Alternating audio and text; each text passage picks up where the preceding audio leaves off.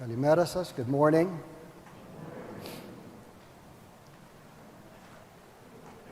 Well, this is an abbreviated summer, as I'm sure all of us realize. Abbreviated summer in that things are happening much more quickly, but it seems that the older we get, and I'm speaking for myself, I don't think I'm going to be too far off, but the older we get, the more quickly things go. Today, August the 20th, is the beginning of Sunday school, and this is, for us here at St. George, considerably earlier than normal. Usually we start around a little bit after Labor Day. But again, this year, because the public schools, or most of the public schools, are starting earlier, we decided to start with a similar program, and at the same time hoping that this will encourage our young people to continue to, since they're in school now, the regular public schools, or now private schools also have begun, that they can continue doing this program, coming on a regular program. This is what I would like this morning, briefly as I can, to share.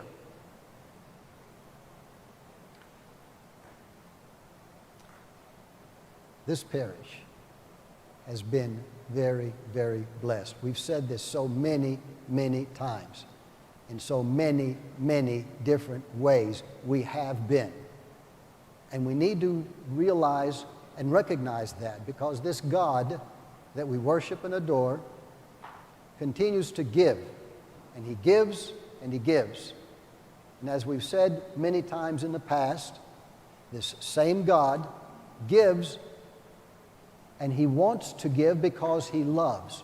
Who of us who are parents, who have children, grandchildren, loved nieces, nephews, who cannot understand, who cannot appreciate what it means when a parent wants to give to his or her child? All of us do. It's inside. If I, as a biological human parent, have that feeling, have that estima, the Greeks say, it goes further than just the word feeling.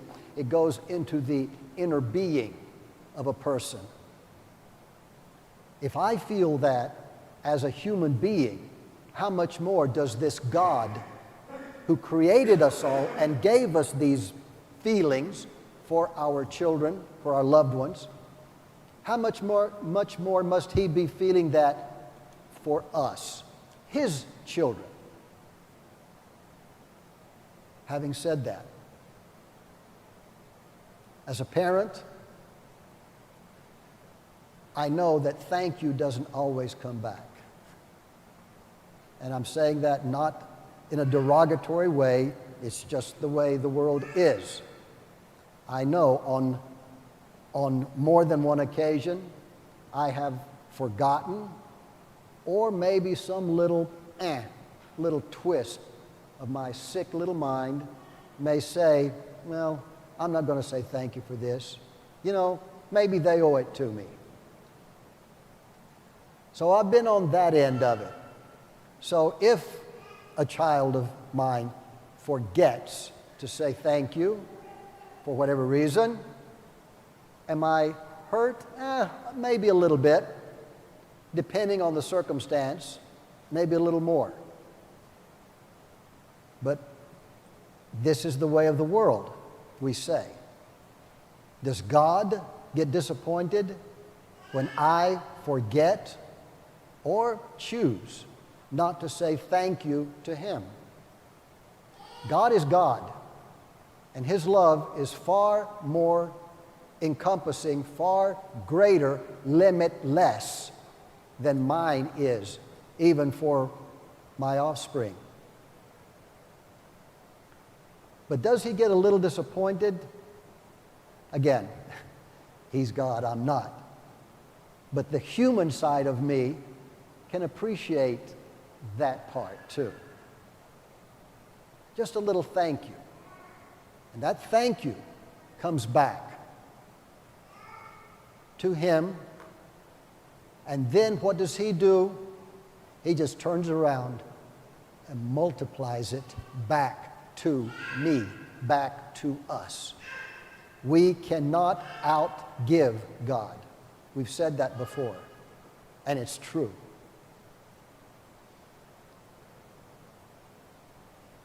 We have our children, and we say in this world that we live that we want and we will do any and everything we can to help them, to prepare them for the outside world. We see them, and we know that this world that we live in has been changing a lot. We know that this world we live in continues to change, and sometimes not in the most beneficial of ways. So these, our children, are really dependent on us, the adults, or supposed to be the adults, to set some boundaries, to set some guidelines, to set some kind of opportunity for our children to learn from us, so that they will know what to do when, not if, but when they find themselves in a situation that is difficult. They find themselves in a situation that could cause harm or danger to them. If I, as a parent, have not done my part to prepare my child for this, then I'm going to have to assume responsibility and blame if I haven't done my part. There's another side. There is another side. My child is supposed to be learning from me, and he or she is supposed to be listening and paying attention. If my child, who has a free will, and at some particular point in his or her life does receive the opportunity to go out on his own and make his own decisions, when he does, or she, then when he or she falls flat on his face, and he will, she will, and comes back with a bloody nose, or scraped knees, or bruises, or worse, am I going to take the blame for that? Respectfully, I feel badly, but I'm not going to allow myself to be blamed for that, because also my child has to learn to take responsibility for his or her actions. That's as that child gets older, that child gets more experienced, that child gets more mature, hopefully, by the way. I think I've shared this with some of you before. We have a girl and 3 boys. And my wife, God bless her, that's Southern for God bless her. When the girl, and I don't think my daughter was any different than probably here, we know, while they're in school, etc., that the girl typically matures much more quickly than the boy does. Hey guys, don't get yourselves all riled up. I'm a boy too. My wife has the very strong notion, and she one time talked about maybe actively trying to go out and do this. Because boys take so much longer to mature, their developmental years, it's a fact, scientific fact, that the male brain does not fully form until he's 27 years old. Live with that one. But my wife is of the opinion that boys should wait until they're 14 years old before they enter first grade.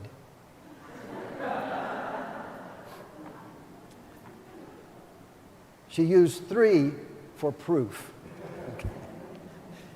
And one of them is here this morning, and I'm sure I'll get an earful sometime today.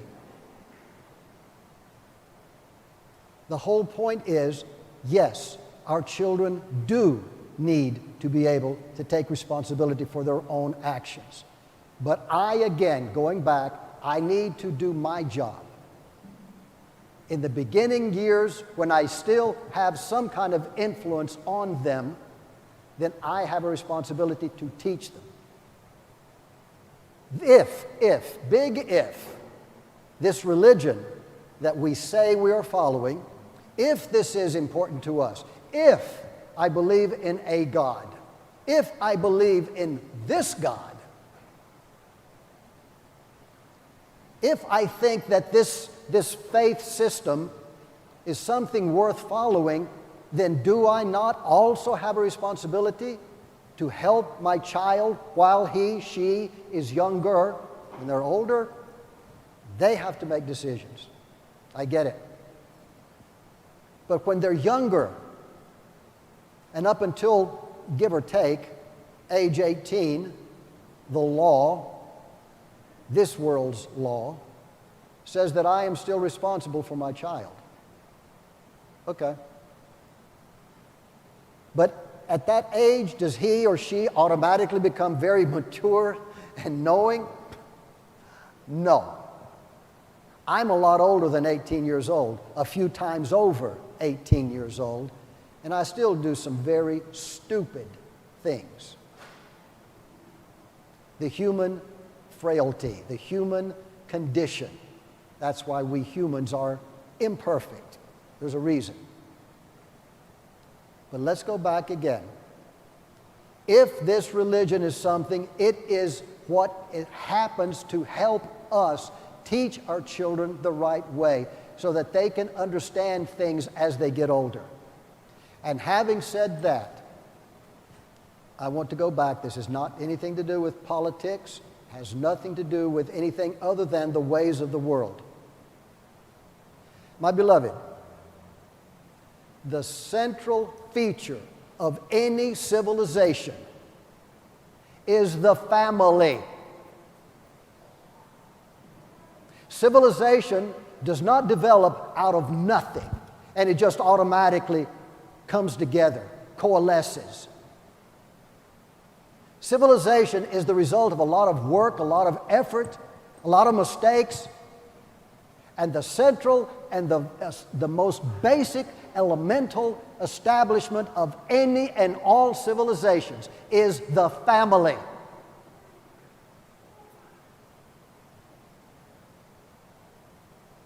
You know, we look back at Holy Scripture, and we're reading about Abraham and all. That was 2,000 years or so before the time of Christ, back in the Middle East. Civilization, most anthropological sources seem to point that the so-called Fertile Crescent was from that area. Tigris, Euphrates, any of these words, any of these things cling any bells for some of us who, a lot older of us, as we were growing up? So they were coming out of their caves during those times. 2,000, 3,000 years before Christ, man was still trying to figure himself out. But he and she, they were starting to come together and starting slowly learning to live together. And a couple started living together, and then 2 or 3 or 4 couples started living together, and so forth, and their children, their offspring started living together. That's how our communities began to spread. Civilization depends on families. Not finished with the family. The family is the cohesive unit, the one thing that binds, that holds together everything that we hold dear in this world.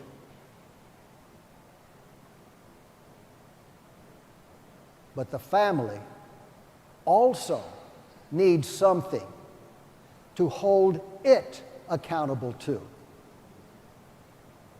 That's my faith, my God. That's why it's so imperative, so vital for us to remember to include religion when we're talking about our families. Religion is what makes this family sacred, what helps it understand that it has to account to something or someone also. If it's just the family, we're just human beings.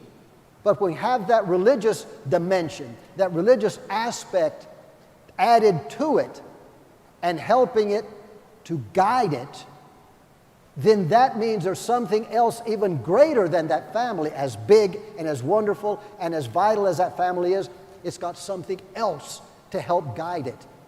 That's my spiritual father telling me what I need to be doing. Our society, my beloved, I'm old enough, and I'm probably among the older ones in here this morning, looking around. I can remember very well, Sundays used to be a day that was set aside more or less dedicated to family. That's why one of the commandments is to keep the seventh Sabbath day holy. We have to dedicate some effort to make this family something special, to set it aside.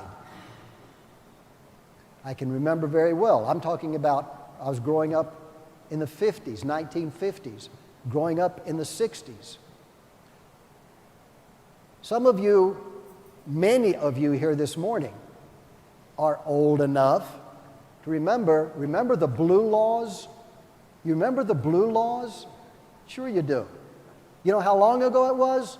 I remember when we moved to Greenville in 1987, and I remember we lived in the Taylor's area off of Wade Hampton Boulevard, and there was Kmart, where the Planet Fitness gym is today. And that was where on Sundays beforehand was closed because we're supposed to be with our families. They started opening. Not only that, but then some other businesses started trying to open. This is starting here in Greenville, conservative Greenville, 1987. Was that long ago? Do you remember when it started? They started making movements from the county and the city of Greenville then that businesses wanted to open up to change the so-called blue laws.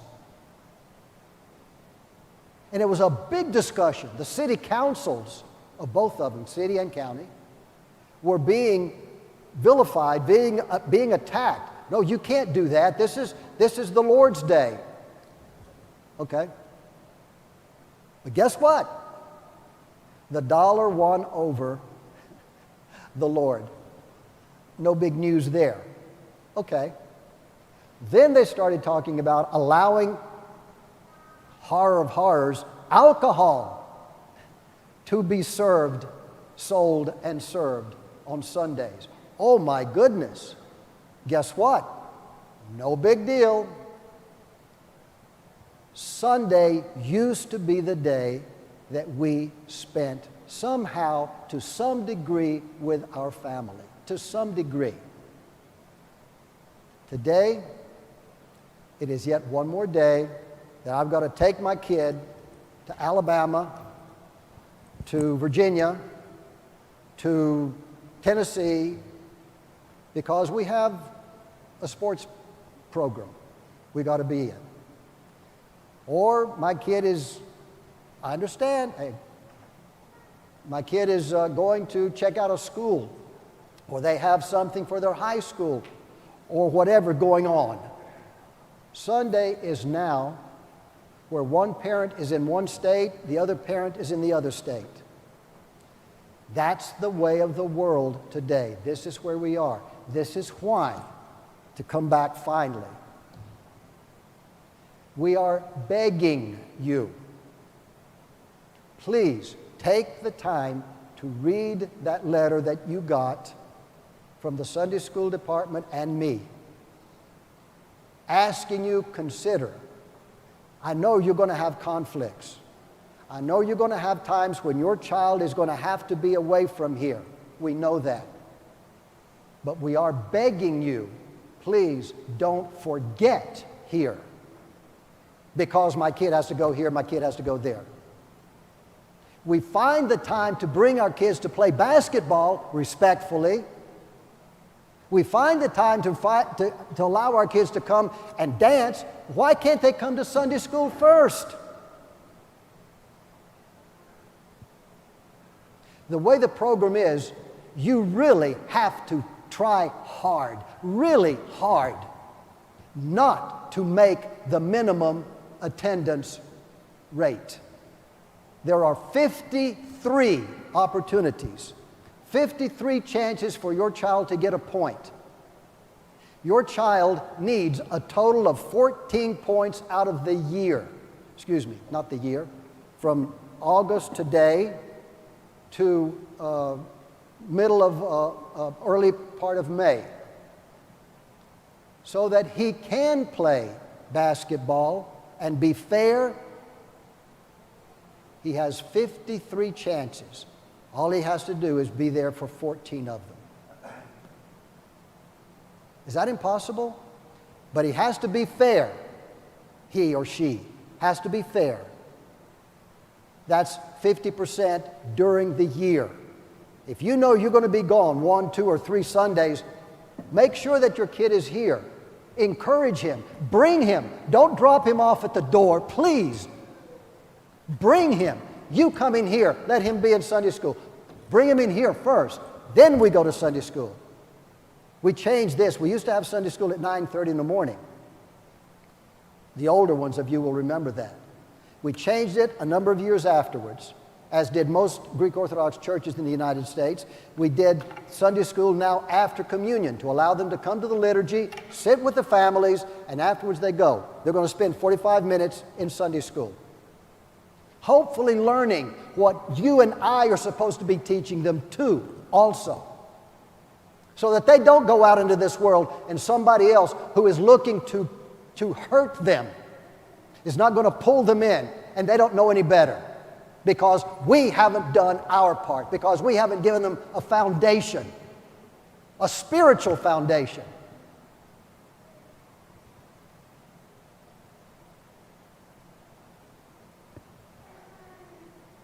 It's up to us to lead the way.